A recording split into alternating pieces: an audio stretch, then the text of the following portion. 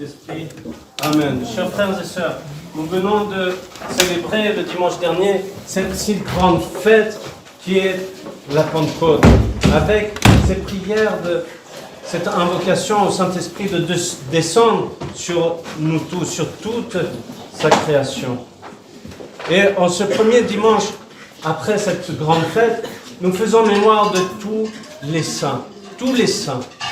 Et oui, chers frères et sœurs, ce ne sont pas des demi-dieux ou des êtres exceptionnels. Ce sont des êtres humains comme nous tous. Comme nous tous. Mais qui ont réussi à faire confiance à Dieu. Qui ont réussi à mettre cet espoir en Dieu. Et de faire développer finalement les fruits du baptême. Ça veut dire tout simplement que ça s'adresse à chacun d'entre nous. Nous sommes tous appelés à aller vers la sainteté, à vivre cette sainteté. Ça veut dire à vivre les grâces du Saint-Esprit. Mais nous voyons qu'il y a des choses qui nous empêchent, comme nous venons de lire dans l'épître du jour. Il y a comme un poids qui est là et que nous avons à nous défaire. Ce plus grand poids, c'est notre péché, nos péchés. Et c'est ça que nous avons à nous débarrasser. C'est ça que nous avons à nous détourner. Nous avons à nous détourner du péché et de faire confiance à Dieu et d'avancer vers Dieu. Mais comment avancer vers Dieu? C'est tout simple. Ce passage de l'Évangile nous donne toutes les clés comment nous avons à vivre notre vie de chrétien. La première chose, c'est d'accepter sa croix. D'accepter sa croix, de la prendre et de marcher vers Dieu. Mais souvent, on est là. Ah, mais cette croix est tellement lourde pour moi. Je n'ai pas la force pour porter cette croix. Je préfère avoir une plus légère croix. Au lieu d'accepter. Et quand nous avons cet esprit d'accepter, d'acceptation, nous allons voir que cette croix est beaucoup plus légère que ce que nous pensons. Parce qu'en acceptant, nous laissons agir Dieu dans notre vie.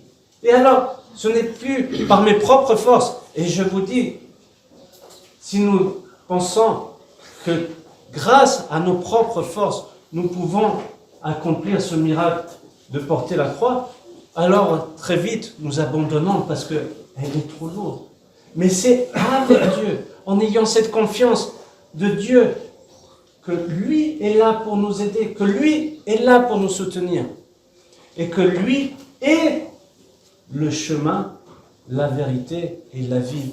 Comme nous venons d'entendre aussi dans l'Épître, c'est par le Christ que nous pouvons aller vers Dieu le Père, que c'est lui qui nous ouvre cette voie de salut. Alors, chers frères et sœurs, ayons cette confiance, mais surtout demandons l'aide de Dieu pour acquérir l'humilité. En effet, tout est inversé.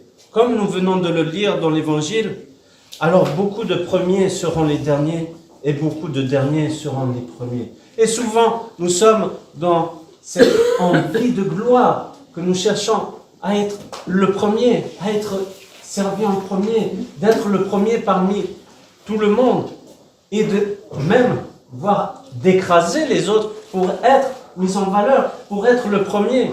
Ça, c'est toute l'influence de notre société. Alors débarrassons-nous de cet esprit-là et faisons place à un autre esprit, qui est cet esprit d'humilité. Et par cette humilité, alors nous avons cette envie de non plus tout diriger notre vie, de diriger qu'est-ce que moi j'ai envie. Non, par cette humilité, nous laissons Dieu agir. Et Dieu ne cherche pas toute cette gloire, toute cette puissance, et nous le voyons par son exemple lui-même, qui vient dans toute cette humilité. Dans toute cette humilité, lorsqu'il s'incarne, il va naître dans une petite crèche, loin de tout le monde, loin de ce faste, loin de cette gloire. pour nous apprendre que c'est cette humilité qui est le plus important. Et par cette humilité, alors je laisse cette place à Dieu, que ce soit lui qui agit en moi. Non plus moi qui agis, mais Dieu qui agit. Que ce ne soit pas juste des paroles, ce que je vous raconte, mais que nous incarnons cela. S'il vous plaît, ayez cette attention que nous sommes comme des pèlerins sur terre. Quelle est notre priorité? Quelle est notre priorité? La priorité, ce n'est pas tout ce que le monde nous offre, mais ce que Dieu nous offre lui-même. Alors, chers frères et sœurs, avec l'aide de tous les saints, et aujourd'hui nous faisons mémoire de tous ces saints que l'Église a reconnus ou sont inconnus, parce que tant de personnes ont réussi à faire fructifier ces fruits de la grâce de Dieu en eux. Et que tous ces saints, et nous voyons que le monde est contre finalement ces saints. Nous avons pu voir par exemple avec toute cette révolution française qui ont détruit tant de reliques que la France avait. Et d'autres mouvements ont fait cela, que nous sommes contre les saints. Mais les saints sont là pour nous aider, sont là pour intercéder pour nous. Alors, chers frères et sœurs, je vous invite à prendre exemple. Ça veut dire que ces saints soient comme des amis, des proches pour chacun d'entre nous. Et nous avons tant de saints, que ce soit dans le monde orthodoxe oriental, mais aussi en Occident. Nous avons Saint Irénée, nous avons Saint Salonius, comme nous avons sur les fresques, les icônes de l'iconostase. Nous avons tant de saints. Alors approchez-vous d'eux, essayez de connaître leur vie.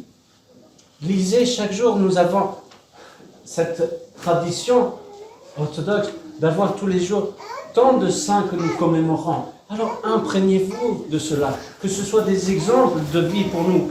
Nous aimons bien lire des grandes personnalités, tout cela, et on oublie nos saints.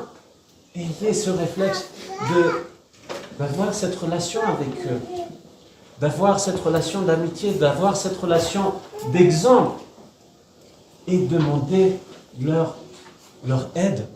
C'est tant important d'avoir ce lien avec eux, parce que eux seront là pour nous aider lors du jugement dernier.